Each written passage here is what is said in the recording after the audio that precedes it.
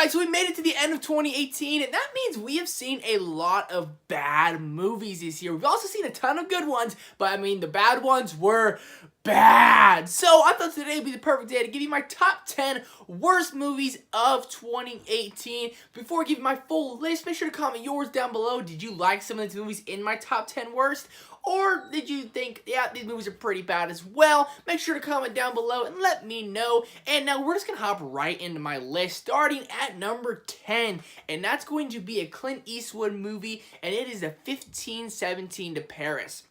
Now, Clint Eastwood movies either really work for me, or they really don't work for me. And this movie just really didn't work for me. Movies I see with Clint Eastwood directing them, I generally find myself being kind of bored in them. Not all of them. I like a lot of Clint Eastwood movies.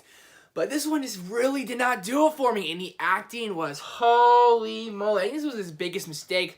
He used the real people that were in the movie, which is a cool idea, but they are not trained actors. Like Lone Survivor, we did not use a real guy. We used Mark Wahlberg, who's a fantastic actor, and he's going to bring it all. And you're like, okay, cool. But this movie, we didn't do that. And that's where I think this movie really fell apart, and it was really bad. And I watched it at home, and I think I fell asleep. I don't even remember finishing this movie, but it was just a movie that I honestly find unrememberable. So coming in at number 9 is going to be Peppermint. And when I saw this movie in theaters, when I left, I was like, you know what? Girl power, rock on! But then I came home and I watched it again recently, and I was like, yeah, this is bad. And the biggest problem I had with it was the name Peppermint. For those of you who don't know why this movie is called Peppermint, it is called that because at the beginning of the movie, her husband and daughter get killed, and her daughter is eating peppermint ice cream right before she's killed. And that's the name of the movie.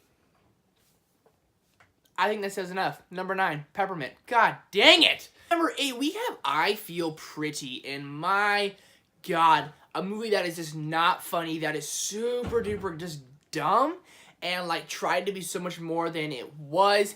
And I don't know what it is. I think her name's Amy Schumer. I'm not the biggest fan of her. And the storyline itself, which is bad. And when the climax hits, they try to make you feel sad, but you're literally just like, yes! This shitty movie's almost over!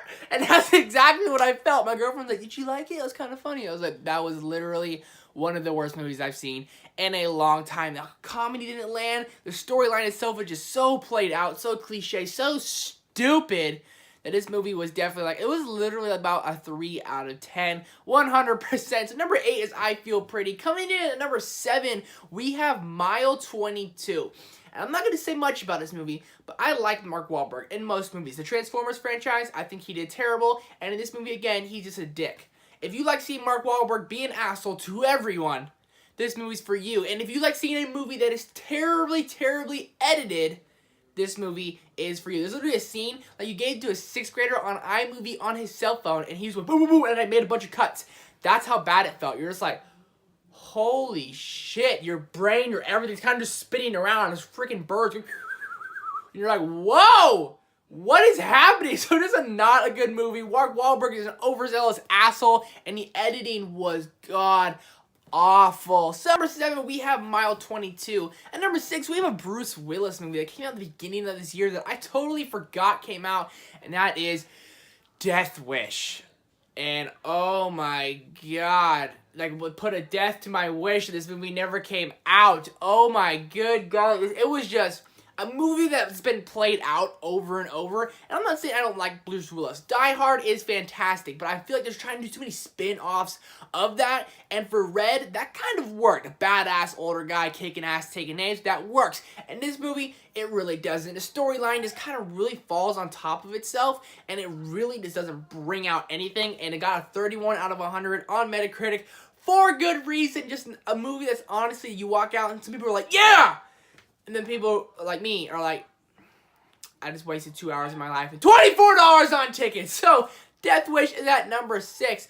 Before I give you my top 5, make sure you comment yours down below. Did you like some of those movies listed before? If so, let me know. Maybe you can swing me and change my mind. At number 5, we have a movie I was actually excited for because I am a big fan of this franchise. Is the First Purge. The first 3 Purge, I really enjoy. And the first Purge, from the trailers, they made it seem like, oh man, we're going to get where the Purge came from. We got about 10 minutes of that, and it was very interesting. I found myself like, wow, I'm actually going to like this movie. Then we came just another Purge movie of killing people. I really liked the main character. He was kind of dope. He was really badass, but we just got the main story again, killing people, all this stuff, and it really just wasn't any different from what we hadn't seen. We hadn't seen it once, we hadn't seen it 2 times, we hadn't even seen it 3 times. We had now seen it 4 times of survive the night. And then the next morning, we all live, and then ambulance comes and saves the day, and we're all fine. And I'm tired of seeing it, so I hope the first Purge was a death to the Purge movies. I hope they purge the Purge movies. That's what I hope they do. At number 4, we have Mortal Engines. And I saw this movie recently, and the first 10 minutes really hooked me. I was like, wow, I could be on board with this movie. I didn't know much going in, and I was excited about it.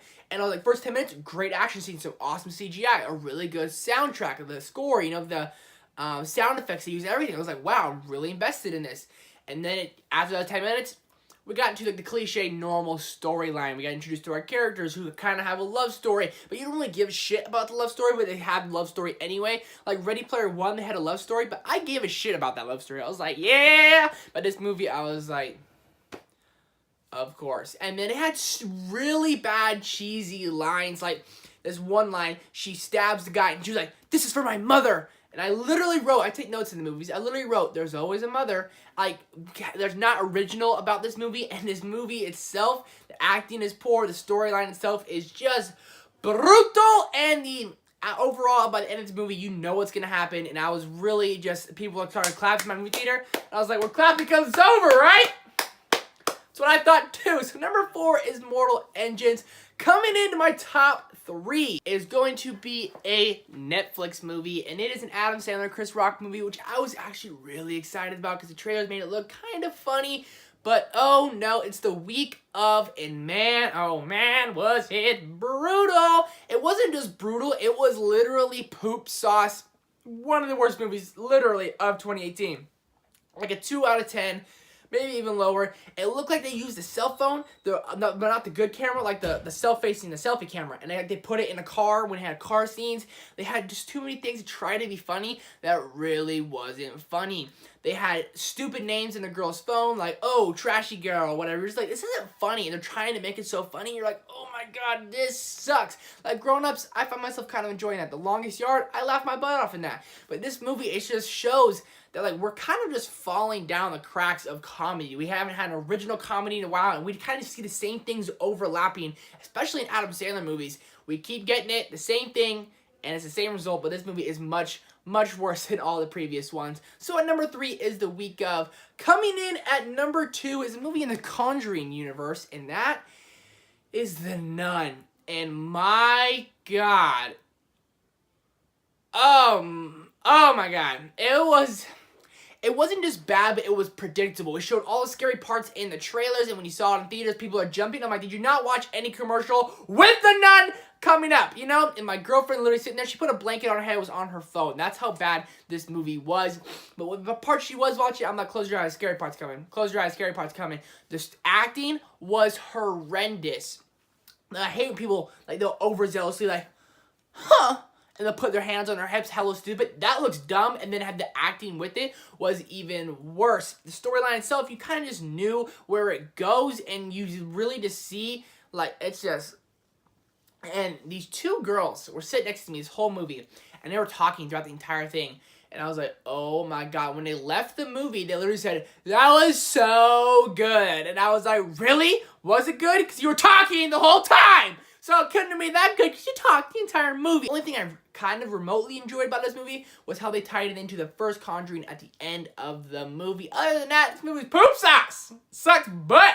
But there's only room for one, number 1.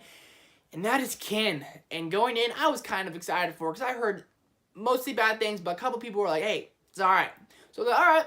Open mind, let's go. I heard both. Let's go check this movie out. And the storyline itself would have been so much better if there wasn't an alien weapon and aliens after these people. That would have been way better. With James Franco, the drug lord, his brother, and on a run, and James Franco's trying to catch him. That would have been a cool story. I would have been invested in that. But now we have the freaking alien guns and shit, and we're literally just ruining the movie with some really bad acting. And there was this scene that really ruined it for me. At like this point, I was literally just like, you suck! That's literally what I was like. It was when they go to a strip club and they meet a stripper and a little kid's sitting there and he gives her like $19 in ones. And she says, hey, you want to be friends? And they go on a road trip. She goes with him and they're all, oh, gang, gang, ski, ski. We're homies now. That's not how it works. I don't think I'm going to go to my local strip club, give her $20 in ones and be like, hey, you want to be friends? Let's go on a road trip together. I just don't think that's how it works. So number one is Ken, that it was bad and the way it ended, literally I was like, oh my Lanta. Like, the actor they had in it, too, I was like, are you kidding me? You did this? They're going to set up for a sequel when no one really wants to see the sequel, but they're going to have a sequel anyway, and still no one's going to see it. That's what they're going to do. And I'm really not going to see it. I'm really not excited for it. I'll probably end up seeing it, but I don't want to. But anyways, here's my top 10 list for the worst movies of the year. Make sure to have yours comment down below. If you liked one of those movies I listed, make sure to let me know. Like, do you guys actually like it?